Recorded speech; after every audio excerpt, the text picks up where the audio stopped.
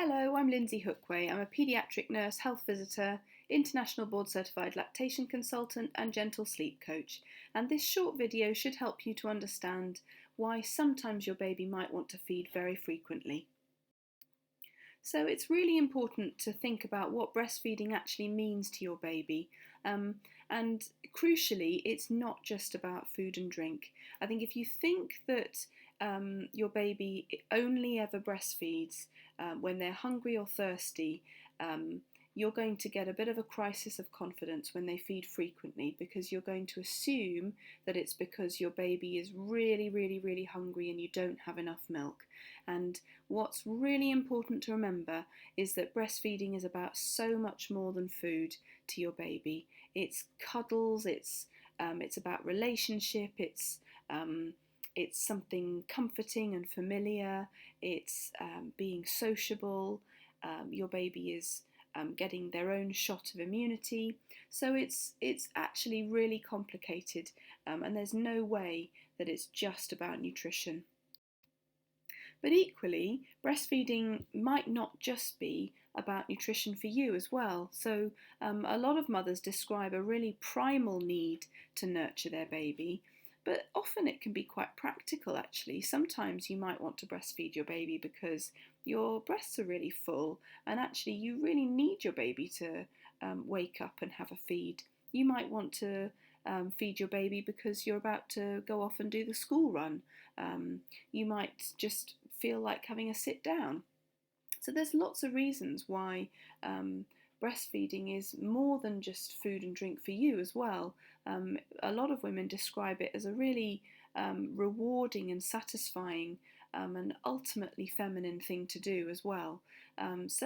Again, it's not just complicated for your baby, it's also complicated for you as well, and it may be tied up in all sorts of emotional and practical and psychological aspects for you. And I think it's really important to remember that for your baby and for you as well, breastfeeding is sort of a continuation of the relationship that you've had for the last 9 months. So for many, many weeks, you've been growing and protecting and nurturing your baby. And actually, breastfeeding is going to continue to provide all of those things once your baby is born as well. It's also a really wonderful compromise between being pregnant and between mother and baby being completely independent from each other as well, in terms of hormones and mutual reciprocity. It's actually a really wonderful compromise. And many people have heard about the fourth trimester, and a lot of people are very familiar with the idea that actually babies seem to need to spend several weeks almost completing their gestation outside the womb. And that's because we give birth to some of the most immature babies on the planet when you look at all of the mammals in our planet. Actually, human babies are among the most immature of all of those mammals, and our babies are closely held. They're firmly protected by the walls of your uterus. They're surrounded by constant white noise. They can hear your heartbeat. There's all sorts of ways in which the environment inside the womb differs immensely from the environment outside the womb. And lots of people are surprised when their baby really doesn't seem to want to go in their Moses basket or their crib or their cot or whatever. And there are so many reasons why babies would much rather be in your arms and being breastfed frequently in the early days. So a lot of the reason why babies want to feed frequently is because it's a more close representation of what life was like for them inside the womb. So when your baby was inside your uterus, he was held constantly, he heard you, he was protected from light and noise, he never felt a chilly breeze on his cheek, and really crucially, he could swallow amniotic fluid whenever he felt like it. And this is really significant actually, because once he's born, he has to ask for a little swallow of something. He can no longer just swallow whenever he feels like it. And so I hope it's obvious by now then that there are really almost no similarities to life outside the womb, except when your baby is with you. And that's what your baby is doing when they want to feed frequently. Did you know that your milk smells and tastes incredibly similar to amniotic fluid? So this is incredibly reassuring for your baby who is wondering what on earth has happened, and he's just trying to find a source of familiarity and comfort. When your baby is breastfeeding, he's close to you, he's held securely, he's kept warm, and he feels safe and loved. And really crucially, he is flooded with oxytocin. And oxytocin is a very, very important hormone that provides the optimal conditions for brain growth and normal infant development.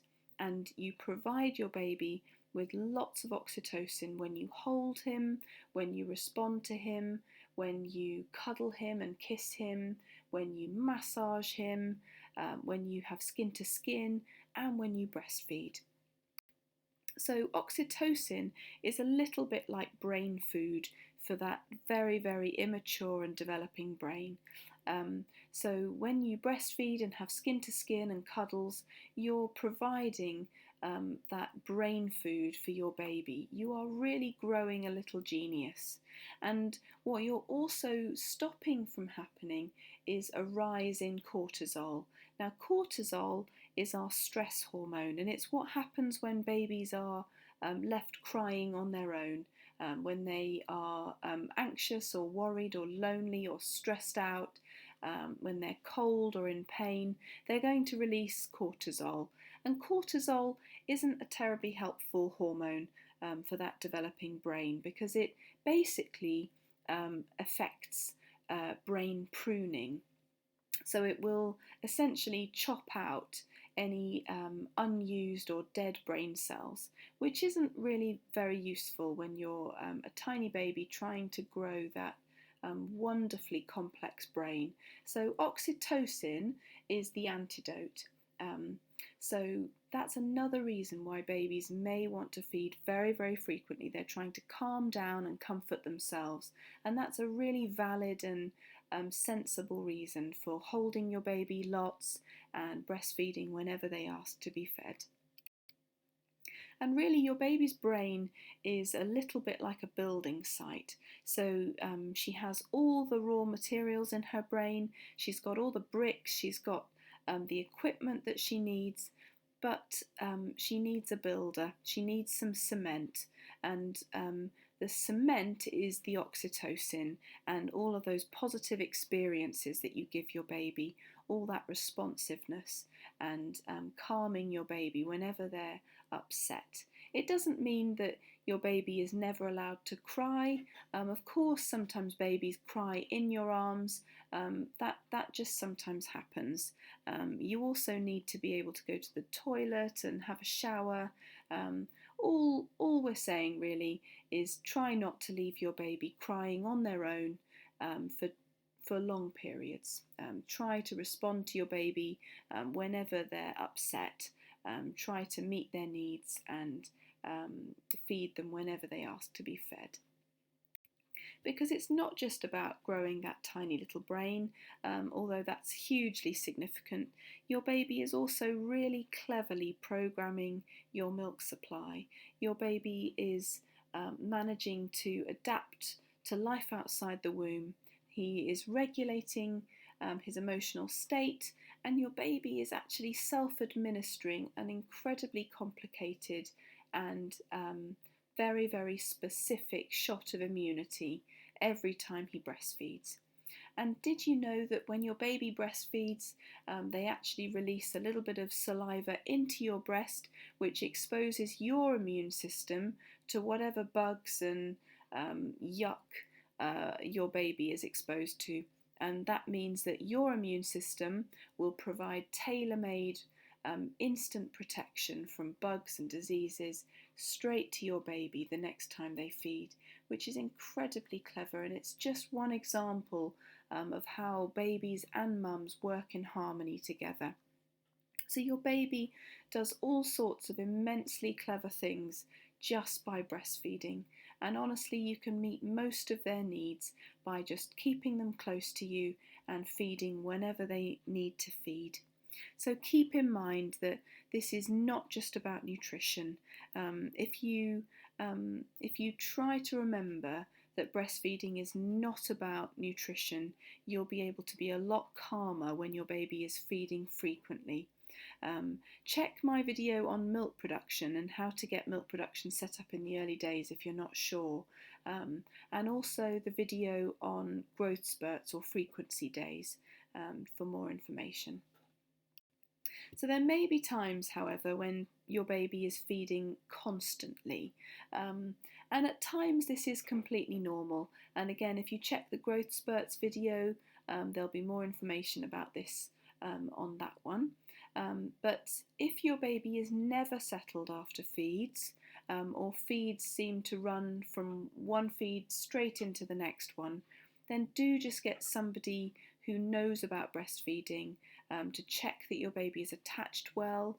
Make sure that your baby is weeing and pooing normally for their age, bearing in mind that the poo does tend to slow down round about 6 weeks.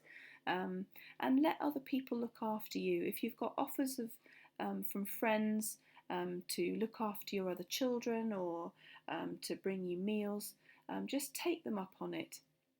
And if you're somebody watching this video with a new mum in mind, then be that person to bring a meal round. Don't wait to be asked, just bring something round, offer to put the hoover round. That new mum will be enormously grateful. And remember especially that frequent feeding is not about a really hungry baby. Babies do feed when they're hungry and thirsty, but they feed for 100 other different reasons. And remember that all of these things are just phases, and phases always pass. Well done for persevering with your efforts to breastfeed your baby. I wish you all the best, and thanks for watching.